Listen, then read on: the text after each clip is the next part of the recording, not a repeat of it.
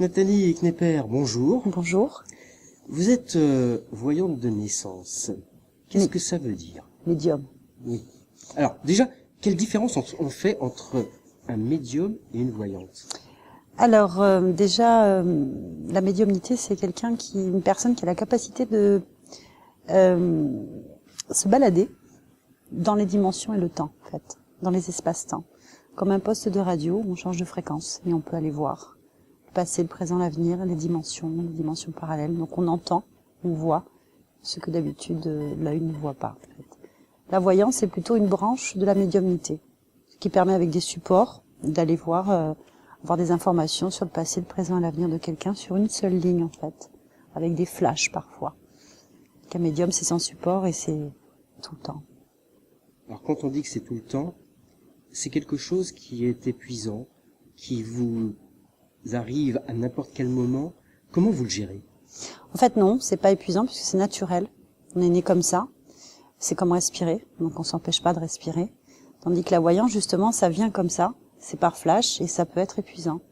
La médiumnité est un état d'être, en fait. C'est voir, entendre, percevoir en permanence différemment et de pouvoir, avec l'expérience, l'analyser, le comprendre et le ramener, en fait.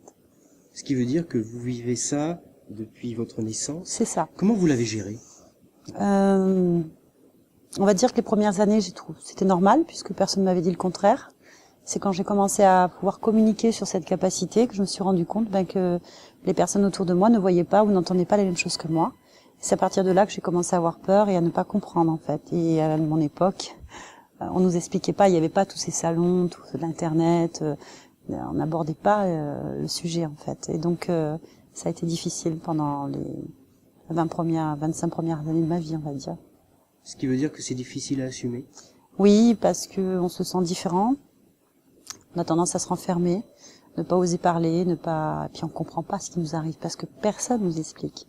En fait, il y a deux solutions, c'est soit vous avez un don de Dieu ou un don du diable pour les gens qui ont des croyances, soit vous relevez de la psychiatrie ou d'un problème, d'un désordre comportemental en fait. Donc il n'y a pas tellement d'explications qu'on vous donne petite. Donc on a tendance à plus vouloir en parler, mais on le vit tout le temps. On peut pas s'empêcher de respirer à fond. Ça veut dire qu'à un moment, vous en faites votre métier. C'est quelque chose pour pouvoir, en fin de compte, le mettre en pleine lumière, ou est-ce que ça devient une évidence? C'est une évidence. On ne peut plus aller contre soi. Même si au début on était sur d'autres chemins, on vivait un peu noyé dans la masse comme tout le monde, à faire ce qu'on a à faire. À un moment donné, c'est comme une voix intérieure, on est poussé en fait. On peut pas aller contre soi, donc on finit par s'accepter. C'est ce que j'ai fait, accepter. Et puis quand on accepte, c'est comme si on ouvrait les vannes en fait. Et je regrette pas. C'est depuis ma vie. On peut vivre heureux en voyant ce qu'il y a autour de soi, des choses que les autres ne voient pas. À partir du moment qu'on va chercher à comprendre. C'est la connaissance qui enlève les peurs et le côté incompréhension en fait. Quand on est malheureux avec ces capacités-là, c'est qu'on ne comprend pas, c'est qu'on nous explique rien, c'est que la connaissance n'est pas là. Donc il ne suffit pas de voir, d'entendre ou d'avoir des capacités. Il faut quand même aller chercher, faut aller vers la connaissance. Donc c'est une quête infinie et ça demande des efforts parce que j'ai exploré tous les domaines en parapsychologie, l'histoire, l'archéologie, toutes les sciences en fait. Je veux comprendre ce que je vis pour pouvoir non seulement l'accepter, l'intégrer, mais surtout le transmettre ou l'expliquer à ceux qui sont comme moi, par exemple, ou qui ont envie de le développer. Vous parlez de transmettre. C'est quelque chose qu'on peut transmettre ou est-ce que c'est un don qu'on a? Je vois que vous êtes avec votre fille. Est-ce qu'elle a les mêmes dispositions prédestinées pour pouvoir agir de la même façon que vous? Alors moi, je ne vais pas parler de don parce que ça veut dire que quelque chose m'a été donné. Pourquoi moi et pas quelqu'un d'autre? Et peut être repris dans ces cas-là. Je vais plutôt parler de capacité. Ça peut être génétique. J'aurais pu naître dans une famille où les capacités sportives, intellectuelles, musique ou artistiques étaient plus développées que d'autres. Il se trouve que chez nous, dans ma famille, des deux côtés de mes parents, il y avait des médiums, des guérisseurs, des personnes qui avaient déjà des capacités. Donc ça a été transmis par l'hérédité. Et du coup, mes enfants sont nés aussi avec cette capacité-là. Et quand on laisse un enfant s'épanouir dans un environnement qui favorise le développement de leurs capacités, peu importe lesquelles, qu'on les rassure, qu'on les sécurise, qu'on leur explique, ça se passe très bien. Ça veut dire que votre fille dispose des mêmes possibilités que vous? Oh, mieux encore, puisque les nouvelles générations sont toujours meilleures que c'est toujours, et tant mieux. Rien n'est figé, on reste pas enfermé, ça évolue en permanence. Comment vous le vivez? Je le vis très bien. Au début, c'était difficile à l'école primaire puisque personne ne voyait, que quelques-uns entendaient. Et pour moi, c'était dur parce que j'avais beaucoup d'harcèlement. Mais dès que j'ai quitté l'école, j'ai rencontré beaucoup d'enfants qui avaient les mêmes capacités que moi. Donc ça a été beaucoup plus facile et depuis, je développe ce que j'ai. En même temps, ça fait peur, ça veut dire qu'on n'accepte pas les gens qui sont différents à l'école? C'est pas nouveau. Oui, parce qu'ils n'ont pas les mêmes façons. Déjà, ils sont pas éduqués de la même façon, donc ils peuvent pas comprendre comme nous, comme nous le comprenons. Est-ce que ça vous aide que votre mère ait déjà cette prédisposition à ça? Oui, énormément, car à chaque fois que j'ai peur, ne serait-ce de quelque chose, elle m'explique. Et j'ai moins peur, je sais comment faire pour me contrôler.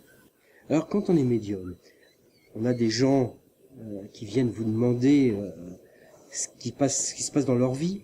Est-ce qu'on leur dit tout? Si on nous le demande, il faut dire. Mais après, il y a la façon de le dire. Toujours.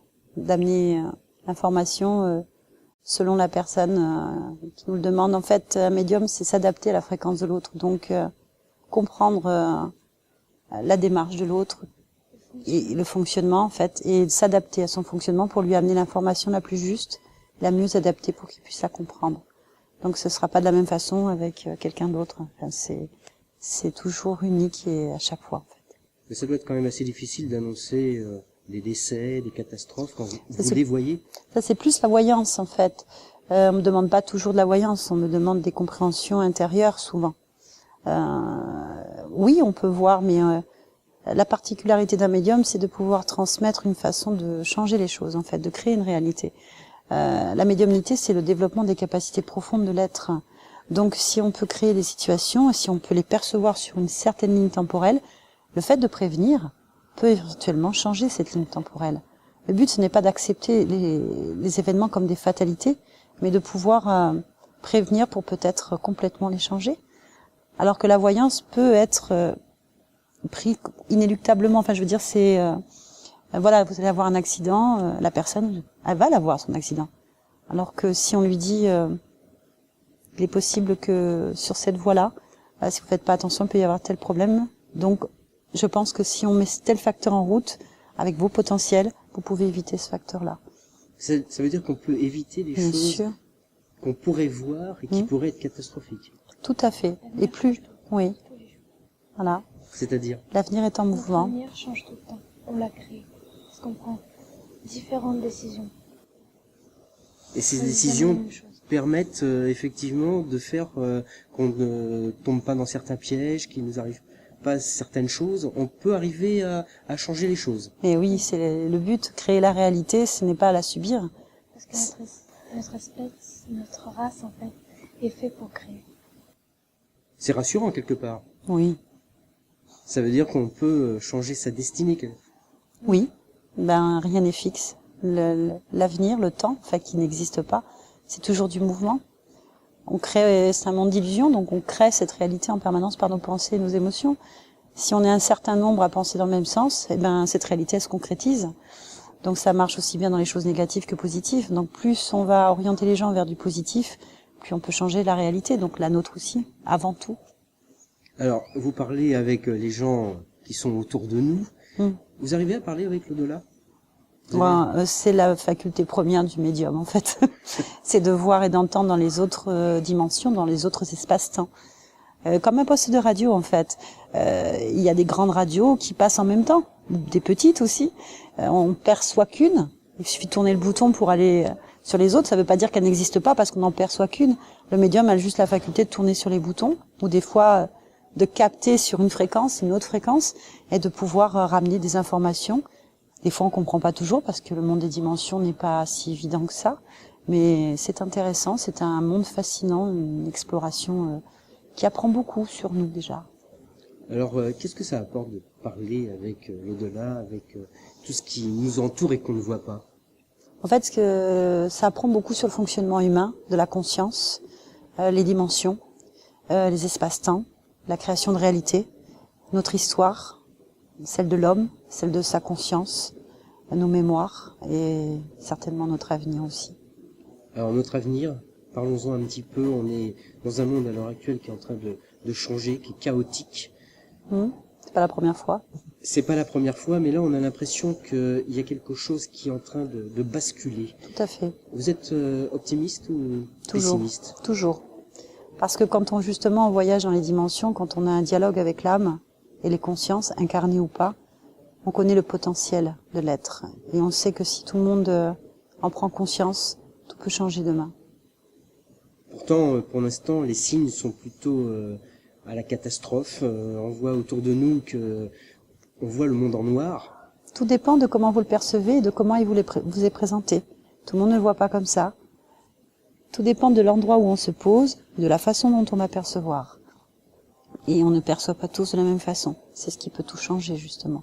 Pourtant, une majorité à l'heure actuelle voit les choses plutôt dans la difficulté. Le verre à moitié vide ou le verre à moitié plein. On peut orienter l'être à tourner, de voir autrement, ou de créer d'autres potentiels. C'est le but d'un médium, et en tout cas c'est le but de la conscience de l'âme incarnée, d'amener une autre vision, et d'autres possibilités. Puis nous avons déjà gagné. C'est-à-dire? La défaite n'existe pas. Puis tout ça, c'est créé, c'était prévu déjà. Donc on peut le changer. Pourtant, on a l'impression à l'heure actuelle qu'il y a un vrai conflit entre le bien et le mal. En fait, il y a des conflits entre les niveaux de perception, de connaissance, en fait, de ce qui paraît juste. Le bien et le mal, ça n'existe pas, c'est toujours une question de perception. Beaucoup ont fait ce qui nous paraît mal, alors que pour eux, c'était une vision juste. Ce qu'il faut, c'est changer ce système, en sortir, en créer un autre, pas refaire les mêmes choses. Il faudrait que tout le monde regarde dans la même direction, ou au moins un pourcentage important. Et ça, il faut éveiller les consciences.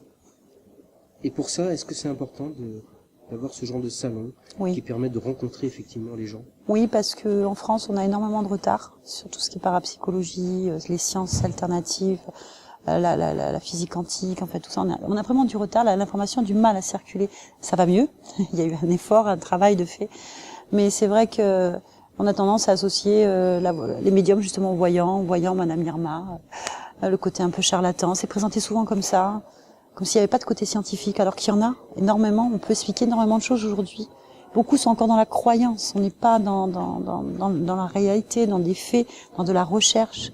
Donc, au contraire, des salons qui ouvrent, qui vont permettre aux gens d'approcher en toute sécurité et de pouvoir poser des questions, rencontrer plein de personnes extraordinaires qui ont des capacités, qui ont des connaissances, et on peut les ramener et justement ouvrir un peu la conscience de chacun. Il y a d'autres choses, il y a d'autres possibilités, il y a d'autres méthodes. Faut pas qu'on reste toujours enfermé dans les mêmes modèles. C'est bien de s'ouvrir comme ça. Vous parlez de croyances, mais il y a aussi les peurs, parce que les gens, en fin de compte, on a l'impression qu'ils ont peur des médiums. En même temps, ils ont l'envie d'aller voir, mais en même temps, il y a aussi cette peur. Ce sont les légendes urbaines, les croyances qu'on a mises sur la tête des médiums et des voyants, des guérisseurs aussi. Il y a eu la chasse aux sorcières, ça a laissé des traces énormément.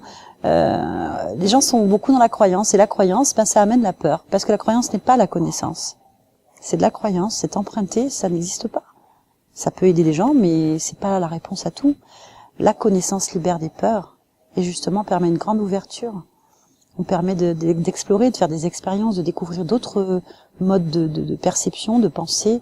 La science explique aujourd'hui énormément de choses qui étaient des croyances hier, ou de la magie, ou de l'incompréhension. Et cette information doit circuler. Et en France, il faut qu'elle circule. C'est par les salons qu'on peut avoir la possibilité de rencontrer directement les gens et de leur expliquer, leur démontrer qu'on n'est plus dans la croyance. On est dans une forme de science. On est aussi dans le monde de demain. Alors vous sortez effectivement un ouvrage, je crois le mois prochain, qui est en rapport avec votre fille. Non. En fait, je sors un livre sur dialogue avec l'âme qui parlera justement de ces dialogues avec les consciences, incarnées ou pas. Ça, c'est en deuxième partie d'année. Mais le premier va plutôt parler de mon enfance de petite fille, justement médium, coincée dans les croyances des autres, puisque j'ai été élevée dans une secte. Et j'ai eu que des maisons hantées dans mon enfance et jusqu'à maintenant, en fait. Et donc, je raconte ce parcours de petite fille coincée dans les croyances, à développer dans sa médiumnité et dans des maisons hantées, en fait. Ça s'appelle Mémoire hantée. Ça va être assez marquant quand même de vivre dans une secte. Oui. Comment vous avez fait pour vous en sortir? Je me le demande encore. Parce que quand j'ai écrit, quand j'ai repassé ma vie, en fait, je me suis demandé comment j'étais encore là. Parce que ça a été terrible. Là, le livre, c'est vraiment à travers les yeux d'une enfant. Je l'ai pas écrit avec un regard extérieur. C'est tout ce que j'ai vécu petite avec mes incompréhensions, la violence que les adultes peuvent imposer aux enfants, en les forçant à avoir des croyances, la leur, en fait. Pas d'explication, le rejet, l'indifférence, le mépris. Parce que quand on est dans une secte, pour la société, on n'est pas fréquentable. Et quand on a des capacités médiumniques ou qu'on a une différence dans une secte, on est possédé du diable. Donc on est rejeté dans les deux sens. Et personne ne nous explique rien. Et en plus, moi, je vivais dans des maisons hantées que ma médiumnité devait réveiller. Et donc j'étais responsable de ça. Enfin, c'était très très difficile pour moi. Et ça a été une quête pour arriver jusqu'ici, pour comprendre, me battre pour survivre, en fait. Et ce livre, c'est surtout un témoignage de peu importe qu'on soit médium ou pas, c'est ce qu'on peut faire aux enfants par les croyances, par l'intégrisme, par le bourrage de crâne, l'empêcher de réfléchir par lui-même, de l'écouter. Et aussi le fait que il y a d'autres personnes comme nous, comme moi, qui ont des enfants ou qui ont vécu des choses difficiles, qui n'ont jamais pu exprimer ou expliquer. Donc leur permettre aussi de comprendre qu'ils ne sont pas seuls. Je suis pas la seule, largement. Vous parlez de maisons hantées, mais comment on le vit? Parce que c'est quelque chose que on n'arrive pas forcément à comprendre par l'esprit. C'est très déstabilisant au début parce qu'on se demande si on n'est pas dingue. Heureusement, moi j'avais beaucoup de témoins avec moi. J'étais pas seule, ce qui m'a sauvée au début. Il y avait des personnes qui ont vécu les mêmes choses que moi au même moment. Mais c'est vrai que c'est très déstabilisant parce qu'il n'y a pas d'explication. Il y en a pas. Enfin, les explications des uns des autres souvent ne correspondent pas à ce qu'on vit, donc on comprend pas. Il a fallu trouver les explications. Autant j'ai eu peur dans ces maisons hantées pendant longtemps, autant aujourd'hui je ne vis que dans des maisons hantées. Ça veut dire que ça dépend des compagnons qu'on a dans ces maisons. Maintenant je sais ce que c'est, je sais comment gérer, je sais à qui j'ai affaire. En fait, la connaissance m'a libérée de toutes mes peurs, mes craintes, a comblé les manques. Je sais gérer la situation. Puis pour moi maintenant une maison hantée c'est vivant. Et je préfère une maison vivante qu'un endroit où je vivre pas. Tout dépend des colocataires. On est d'accord, mais encore on peut gérer. C'est toujours fascinant. C'est toujours de beaux moments. Chaque âme a une histoire. Chaque entité a une histoire. Et c'est très intéressant de les écouter. Quand on prend le temps de les écouter. Et ce livre, c'est aussi une façon pour vous d'évacuer? Oui, je me fais plaisir. Déjà vis-à-vis de la secte. C'est presque une petite revanche.